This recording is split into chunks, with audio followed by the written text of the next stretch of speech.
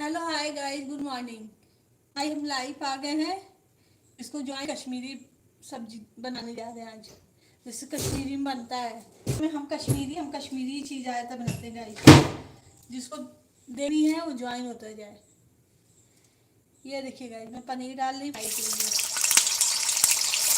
इसको ठंडे पानी में भिगो दूंगी।